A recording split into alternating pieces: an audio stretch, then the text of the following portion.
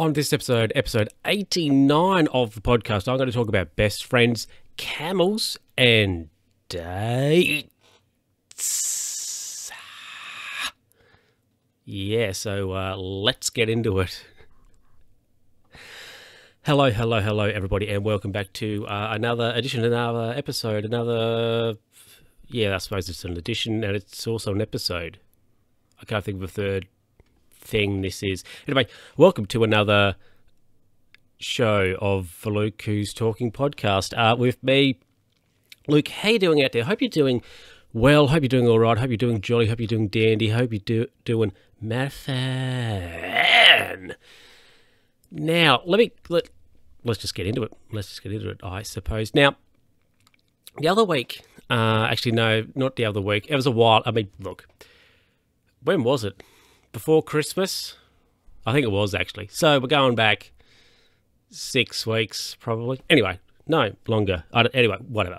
It was a while ago. Okay, so a friend of mine, they gave me a label. It's a big label, I feel. And I'm not sure if I can cope with the pressure of the label. And that is, they have labelled me their best friend. Now, it's a big call. I mean, it probably isn't a big call, but I don't think I've ever I don't know if I've ever labelled anybody my best friend or whatever. Maybe I've said to a person, "Oh, they're probably my best friend," but I don't think I've said to the person, "You're my best friend." So I was given that label by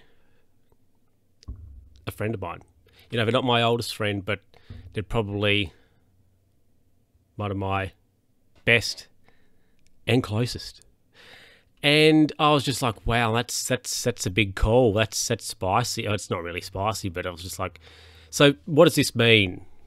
Like, what does this mean? Is this like we're going from?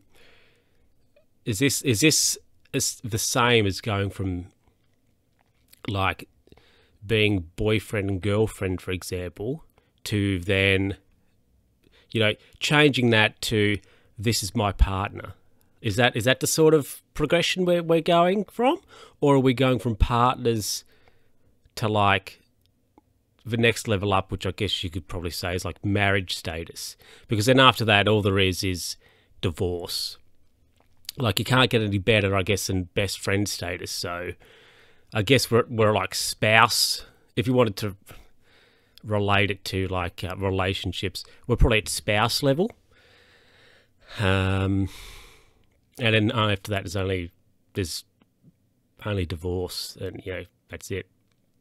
But yeah, they're like, oh yeah, so yeah. And it's on the internet as well. They tagged me in a picture on the Instagrams, and it's on the internet too. So it's real, and yeah, I was like, that's some pressure. That's some pressure. I feel like I need to do better now, seeing I've been given that extra elevation of status, or alternatively, which is probably very appealing, I could just do what I'm doing, which is not much, and yeah, continue as it is. I mean, I am hamming it up, that is for sure. But like, has anybody ever given you like a particular role or a title? Like, I'll use the term role. I think that's probably more appropriate rather than saying title. But a particular role, like in their life, like in their sort of social group, like this particular one I have been given.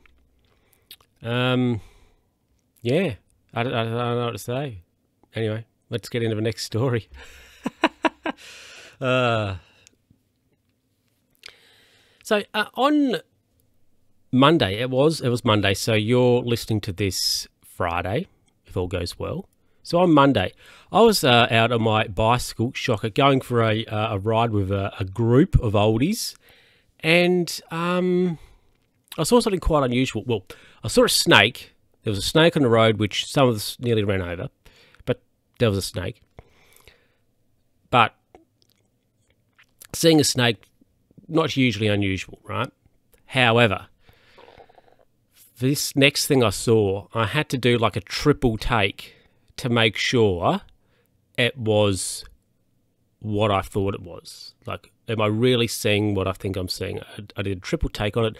I probably also should have stopped and got a photo just to make sure, you know, I wasn't hallucinating. But I saw a camel. Yes, I saw a camel in just a regular sort of, you know, field, in just a regular paddock. Saw a camel. The camel, it had some friends with it, not other camels, but it had some other things in the paddock too. It wasn't by itself. So it was a camel and friends, but a camel. And I was like, okay, quite unexpected. And I had to do a triple take to make sure I was seeing what I thought I was seeing. Now, it was your classic one hump camel, your classic, I guess it's like your standard camel, and then your deluxe camel is like the two humper. But yes, there was the classic one hump camel, and where can I go from here? It was unexpected.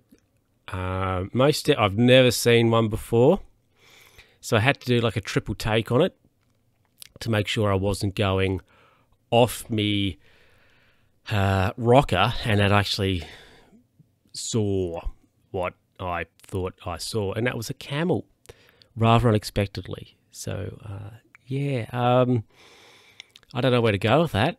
I guess that's it. I saw a camel, and it was, I mean, wasn't expecting it, that's for sure. I wasn't riding along various country roads going, I got to see a camel, yeah. No, so I saw a camel. And luckily, two other people who were with me also saw said camel, and they backed it up, so I'm not hallucinating. So there was a camel, and some of us saw the camel. So it's okay. So, wasn't expecting to see a camel, but saw a camel. That's it. What more can I say? Nothing. Let's get into the last story. Also, actually, here's a quick question for you. Have you ever seen something that you would not expect to see? So, you know, I wasn't expecting to see a camel. Camels aren't a thing. Excuse me. Wow. Camels aren't a thing you see. So have you ever seen a camel or anything like that? Let me know. Now let's get into the last story. So this week, so Tuesday, Wednesday, Thursday, and Friday, I have been helping and doing some artifact analysis and bagging and tagging of artifacts and things that have been dug up on various archaeological digs. Now, on Tuesday, we had a bit of porcelain. We had a bit of porcelain, and this is the dates bit, right? We had a bit of porcelain. Now, we didn't have, and it had a maker's mark. It must have been a plate or something. It had a maker's stamp on it, or printed on it. So that's good. It's interesting. Now, that said, we didn't have the whole mark. There was about, it was a diamond. I think we had three corners of it. It wasn't quite complete. However, the boss has a book. It's like an encyclopedia of like maker's marks and things. So what we did is we found a page that had our maker's stamp on it, and we were able to use the numbers that had Roman numerals and things on it to try to date it. Now, we managed to date it to, I think, about 1850, if I remember correctly. I think it was about 1850. But if we had all four corners, like the complete maker's mark, we would be able to date that to the day of manufacture. Yes, the day of manufacture. So it had, so there was four, the diamond, of course, had four corners. So it had like the year, it had the month, it had the day, so the day of the month, and also I think it had batch number. So if we had all four of those numbers on our particular Maker's Mark, which we didn't have, but if we did, we would be able to date that particular piece to its day of manufacture.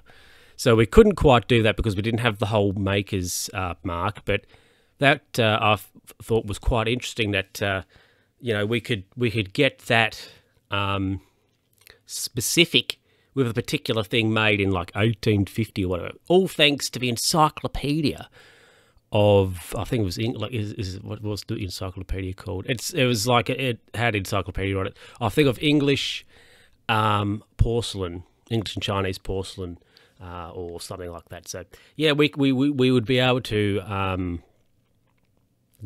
we would be able to, if we had the whole Maker's Mark, we could get a precise date of manufacture of a particular piece, which I thought was quite interesting and mildly exhilarating, if I'm honest too. Anyway, everybody, let's wrap it up. Well, thank you, everybody, for watching, and also thank you very much for listening to this episode of the podcast. Of course, you can contact me, Luke Who's Talking, pod@gmail.com, or on the Twitter at @L_Who's Talking. I wasn't sure if I was going to actually bother doing a episode this week, if I'm honest, but here I am, and here it is. So, hope it was mildly exciting for you and all that jazz. Anyway, everybody, thank you very much for listening and watching, and I will catch you next time. Bye.